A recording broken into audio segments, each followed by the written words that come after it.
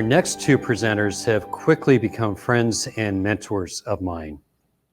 Eliah Thomas is a well-known organizational powerhouse, influencer, and experienced entrepreneurial leader with 15 plus years of experience.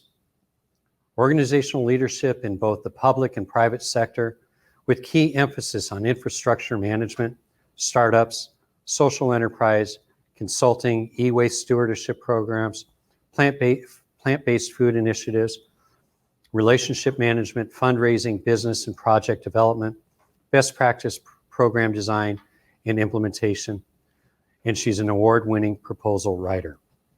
Executive level director with process-oriented strategy, a deal maker's charisma for which I will vouch, creativity, and speed. She has worked extensively with nonprofits, social enterprises, and for-profit Fortune 500 companies, as well as local, state, and federal government agencies in developing, designing, pioneering, and best practice models with a focus on the triple bottom line: people, planet, profit. Eliah leads, trains, creates, mentors, teaches, and is an accomplished and sought-after motivational speaker, reaching youth, adults, corporations, and communities, turning discussions into action and action into change. Adam Klugman is an award-winning creative director, media consultant, and brand builder. His vast list of corporate clients include Nike, Hewlett-Packard, 1-800-Dentist, Disney, MGM, and Viacom. For over a decade, Adam has used his extensive knowledge of branding and advertising to help cause sector clients make their cases more persuasively.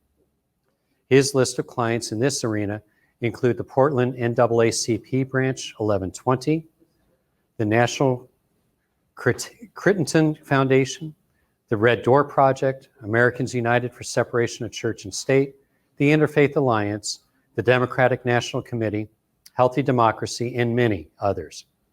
He currently lives in Portland, Oregon. Eliah and Adam will be sharing a new and unique concept for citizen engagement, and I cannot wait to hear from them. Enjoy this session. Thank you, Russ. Thank you, Russ.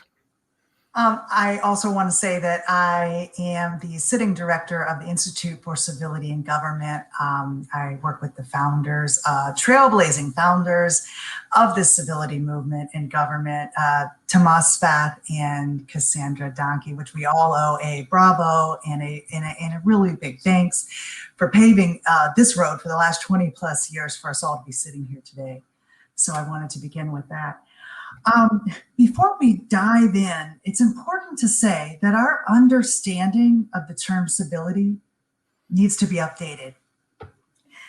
There's an amazingly simple reason for this. Our current use of the term civility is not inclusive.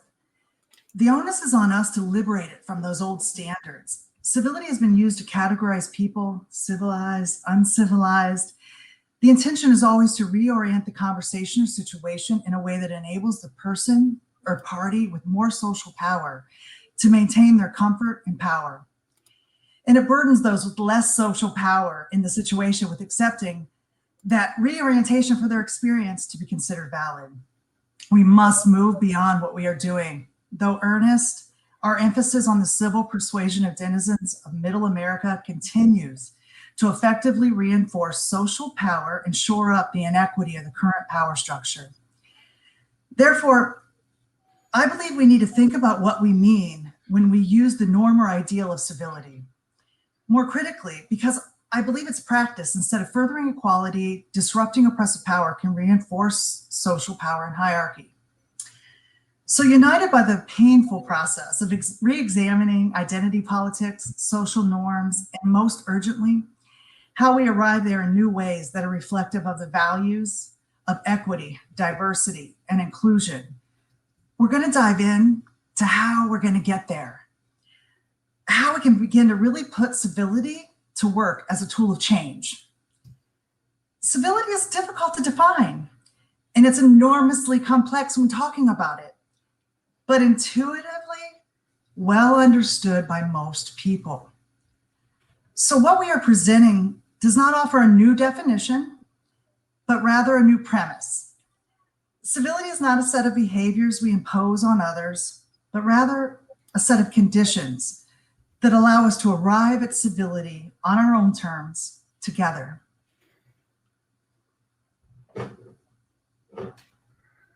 Thanks, Ilya. We're trying to get the deck up here, but I don't see it. Carlos, is it possible to get the deck up? I have it shared in the screen. There we go. That was the prologue. So in keeping with what Ilya was saying about that we're not going to be, for the purposes of what we're presenting, we're not going to be working with a definition, but we are going to be working with the idea that civility is something we arrive at under the right conditions. It's a set of conditions that make civility possible. So what we're calling for is a national civil dialogue that establishes faith in American institutions through structured civil engagement.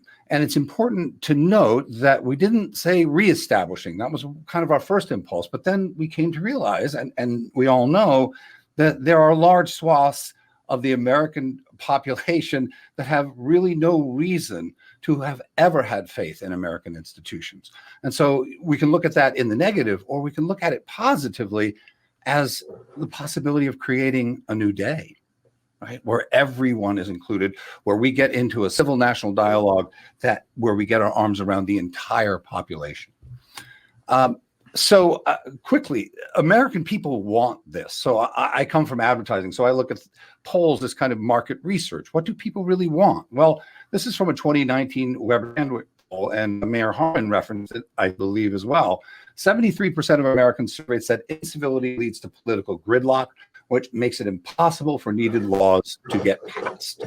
71% believed incivility leads to political disengagement. That was what Mayor Harmon was saying. It just gets too ugly. It gets too mean. It gets too confusing. I'm just going to, I have to go now. That's kind of people's response.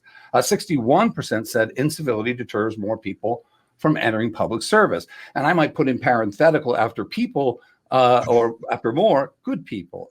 Goodness can't survive in incivility. And so what we get are people with a lot of personal ambition, but not a lot of people ideologically driven by the idea of service. And this last one is a really big number. 89% felt civility is crucial for democracy. 89%. Like, that's the kind of numbers you get when you ask people if puppies are cute. So the American people know that they need this. So what we want to do is wake that up in them. We want to give it permission, and we want to deliver a process that makes that possible. So how do we do it? So I was the marketing manager for an organization called Healthy Democracy, and that was when I was first exposed to this new wave of professionally facilitated public engagement formats that are data-driven, evidence-based, and inherently inclusive. They're often just single or double issue focused, and they're usually used to solve really difficult problems at the local level. They're self-determining, which means that they can invent much of their own curriculum, and the cornerstone of each and every group, each of all of this work, is that it is fervently nonpartisan. And this process brings people together to research together. They reach shared conclusions and recommendations, and then they author those conclusions and recommendations together as a group. And as they tackle these sticky issues, they have to learn how to work through their differences in ways that produce understanding, not arguments. And what's remarkable about these panels, and I've seen it again and again, is that they don't just produce really reliable evidence-based information. They do it in a way that naturally dissolves differences and builds community. So while civility is not the stated goal, it is the inevitable outcome. So this process is called, this work is called Deliberative Democracy, and I'm sure many of you have heard of it. And it's part of a growing international movement that I was exposed to when I came on board with Healthy Democracy. They're also called citizen juries. They're called citizen review panels. And what they are, in essence, is structured dialogue forums that are sortition-based, and I'm going to get into that in a minute. And they're being used by local governments really all over the world to solve these difficult issues, as I said. But here's the thing that they all have in common, no matter where they are, It's this idea that the participants, the people that are doing the deliberation, are selected on a randomized lottery-based basis that ensures that the community is represented across the broadest possible spectrum. People aren't there because they have money. They're not in there because they have power or influence. They've been randomly selected. So that greatly increases the likelihood that we're going to represent the community across that broad spectrum. So briefly about sortition, very simple definition: the action of selecting or determining something by the casting or drawing of lots, just like you would in a lottery. And in the process that I've seen, there are 2 and 3 layers of this randomization that really protects against any kind of influence. They're really quite pure. It's a really wonderful thing to see. So how would it work? This is we're presenting a very big idea, so I'm going to speak in very big terms. The idea is to think nationally, but meet locally. So these forums would be professionally moderated deliberations, professionally designed, and they will occur at the local level, but they would be connected to a national dialogue through a web of similarly structured conversations all over the country. And they would take up one issue. So someone in Bangor, Maine, and a group in Bangor, Maine would take up the issue of immigration. I'm going to talk about that in a minute. And so would someone in Tucson, a group in Tucson, Arizona. And all of these issues here would be taken up by these various groups at the local level, bringing them together with the byproduct of civility in the mix, but also getting a tremendous amount of information about how the American people actually think and feel about the issues they care most about. So liberated from that type of influence, so freed from the forces of money, power, access, inclusive civility equalizes power relations and encourages those who have felt silenced to speak freely and be heard. That's why these citizen-driven dialogues are so transformative, so important. They empower ordinary citizens to experience democracy firsthand, and for many, for the first time. For many, the first time even understanding what government means to them. As participants take on their most deeply felt issues together, they rediscover each other as community members. They rediscover their commonalities, their joint shared purpose. It's an inherently humanizing effect. It's the product of vigorously structured deliberation process, and it yields real results. So the technology currently dividing us, it was built to unify us. So as we all know, at least I believe, in most days as I'm looking at it, I feel like Washington, D.C. is being 100% run on Twitter. I am amazed at what happens on Twitter from minute to minute, and I'm sure you are too. But by its very nature, deliberative democracy is transparent. Everything from the sortition-based selection process itself to final deliberations must be conducted in the open and broadcast nationwide.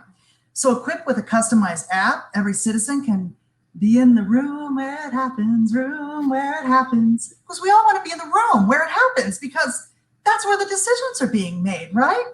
So, to participate by registering their voice on their devices, they'll be able to engage in deliberations in real time. They'll vote along with a panel of randomly selected members of their community, and they can be witness to deliberations happening in communities nationwide. Thank you for allowing me that nod to Hamilton. I appreciate it. So when we talk about this, and you see in front of you, and I'm sure right now, and I hope right now that you're imagining these things happening in your community, imagining what that looks like, and imagining the organizations or the clubs that you are connected with, and how they can be a part of this. And you can see here the organizations that you see in front of you, they're at the forefront of civility thinking and deliberative democracy facilitation. So like the Institute, each is committed to nonpartisan as a cornerstone of their work. So as you look, Yacht Politics, for instance, that is founded by two 17-year-olds in California that are about ready to launch an app that is going to change bipartisan debating online. And it's just going to be an amazing thing. As we look here, this is just a little taste of the organizations that we work with every day and that we talk to every day that really wants to see this happen. So, big idea, start small. Where do you start with something like this? It's a big idea. So the first thing to do is to create a model using only some of the organizations that are at the forefront of this work that Eliah was talking about in the last slide. And the first step really is to convene a team of people that are trained in deliberative democracy program design and moderation. And we would create a model for a lottery-based review panel curriculum that's able to, as I was saying earlier, operate at the local level while remaining socially and informationally connected to the national effort. For example, panels convening at the local level around immigration would meet with immigration panels on the other side of the country, with all of this being broadcast on the internet, and then they would share their findings with each other. They would share their conclusions and their work with each other. And not only does it keep it that we have a local connection to each other, now these local connections are making national connections across the country. And what's happening tacitly is that all the while we're modeling civility without ever having to name it. It's a kind of a sneaky way of doing it so that we're not self-conscious, but we get to experience it. And that's when it will really stick, right? That's what we know in advertising, is that when people experience something, that changes their behavior. Experience the benefits, certainly. And then the idea of that the amount of information that could be gathered from undertaking a project of this magnitude is just staggering. Because we would start at the neighborhood level and then the city level and the county and the state and the national, collating this information kind of concentrically upward, getting an ever emerging snapshot again about how people feel and think about the issues that impact them the most. And so, okay, we've got the model now. We've engaged it. We've taken the time. We've gotten the funding. And now we want to take this model and we want to create a pilot program. So we would take this pilot program and pitch it to various elected officials in the hope that they would say, yeah, we want to do that. We would like to do that in our district. Pardon me. We would like to do that in our district. There's real benefits to this. First of all, doing a pilot program, the obvious lesson is it's going to be a good program, but it's not going to be perfect. So it gives us an opportunity to learn our lessons and revise the model. It will be good, though, and it will demonstrate the efficacy and the value of the program to people, it will earn its stripes, so to speak. The other idea is that the earned media that could be garnered from something like this is so powerful. And I think that that's one of the things that would be very attractive to an elected, would be that they were talking about civility and instituting a program about civility in their district. Also, and I just really like this one, is the idea that raising the issue of civility in this very public way not only kind of diverts attention away from all the bickering that's going on, it also inserts the idea of civility into the national zeitgeist in a way that is not theoretical, but experiential. And then the last benefit of doing the pilot program is that it sets the stage for the program to become sanctioned and supported by the federal government, which I think would have a huge impact on the whole groupthink of the country. So we know this is really big. It's huge. But we are living in a time of really big problems.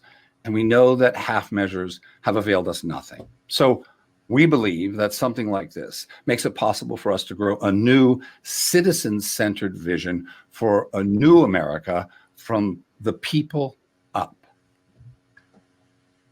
In this America that we're talking about, civility isn't a tool for repression or an excuse to preserve existing social power.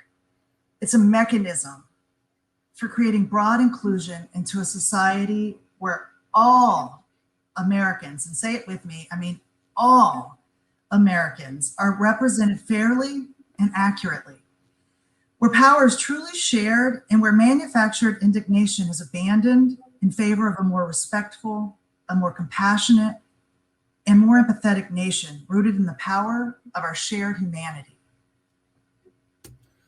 So that's it. The time is definitely now. Thank you all very much. Thank you, Russ, for inviting us and for having us, and for all the people who attended and for all the people that made this happen. Thank you very much. I know that we are honored to be here. Please, thank you. And we look forward to talking to you in the breakout session. And we had a little bit of time and a lot to say, so we have much more to say. So please join us. Thank you, Eliah and Adam. I love this Nation United concept and can't wait to see where it takes off to. I see it fostering the Civility Journal that we've been discussing during this conference. And I also see a number of linkages to the folks from the Institute for Civil Dialogue and so many other connections from our various presenters and attendees. And most especially, thank you for giving us our marching orders.